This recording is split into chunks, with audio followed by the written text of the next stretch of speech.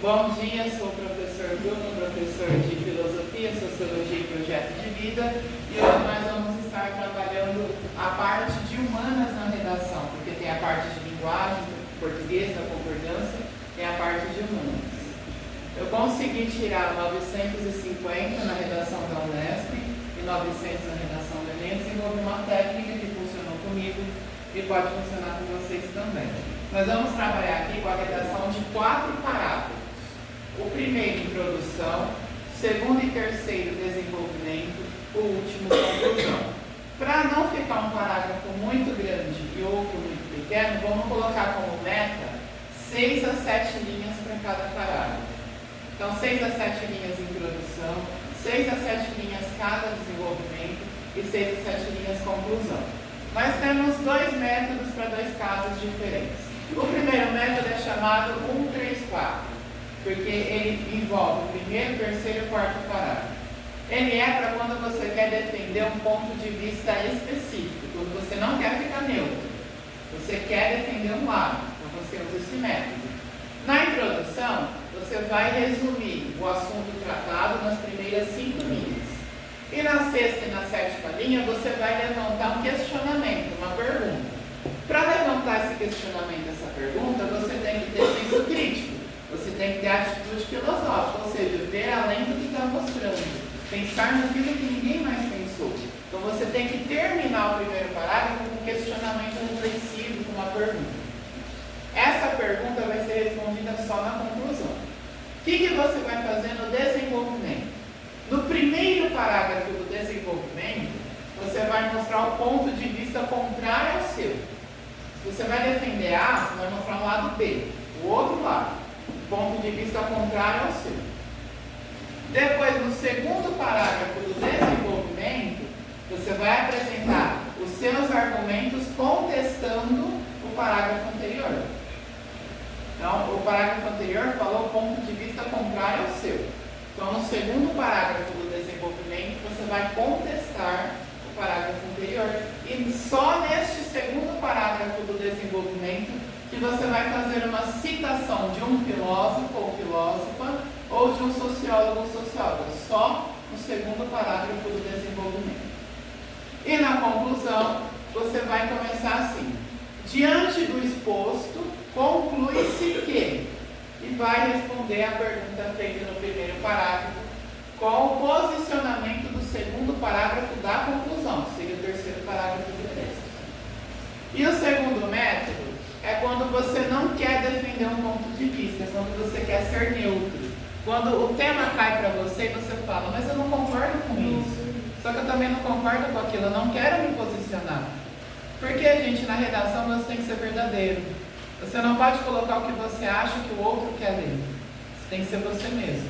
Então, se você não concorda com nenhum lado, você tem que ser neutro. Neste caso, você vai fazer um outro formato. É o método 1 para 4, 2 para 3.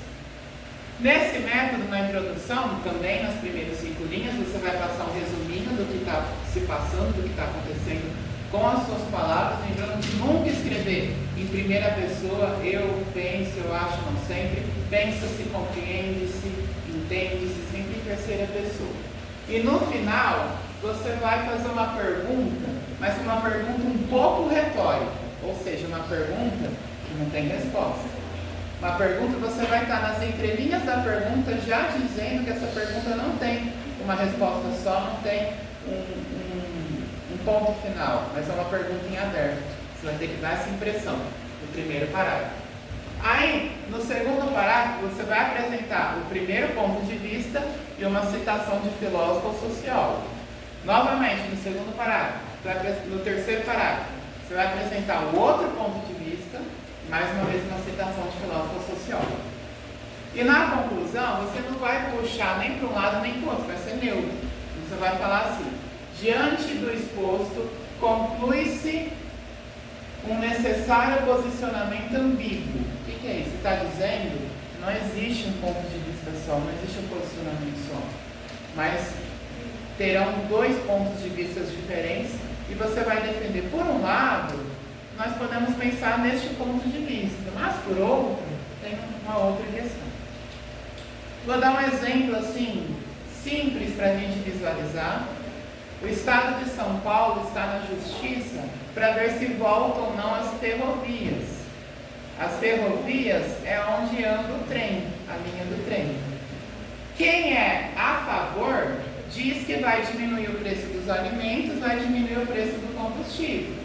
Quem é contra diz que muitas pessoas que construíram casa próxima da linha do trem vão perder sua moradia, muitas cidades construíram comércio ali no meio, vão ter que se reestruturar e muitas pessoas seriam prejudicadas. Se você quer defender um lado só, volta a linha do trem que o preço da comida vai abaixar, o preço do combustível vai abaixar. Se você quer defender esse lado, você tem certeza disso? Você tem que usar o método 1, 3, 4. Se você não quer defender nenhum lado, porque você não acha certo as pessoas serem despejadas, as pessoas perderem sua moradia para o trem voltar a funcionar, mas também não acha certo a gente continuar pagando caro nas coisas por conta da linha ferroviária estar parada, se você não entende qual é o melhor caminho, aí você opta pelo método 4, 2, 3. Onde vai apresentar no segundo parágrafo o ponto de vista A, ou seja, o ponto de vista que vai diminuir o preço do alimento e vai diminuir o preço do combustível. Depois, no terceiro parágrafo, o ponto de vista B, onde você vai dizer, por outro lado, as pessoas vão ser despejadas de suas casas, muitas pessoas perderão sua moradia, muitas famílias serão prejudicadas. E na conclusão, você então será neutro. Vai dizer que tem um posicionamento ambíguo, porque qualquer que seja a decisão, um grupo social sairá prejudicado. Então é isso, muito obrigado.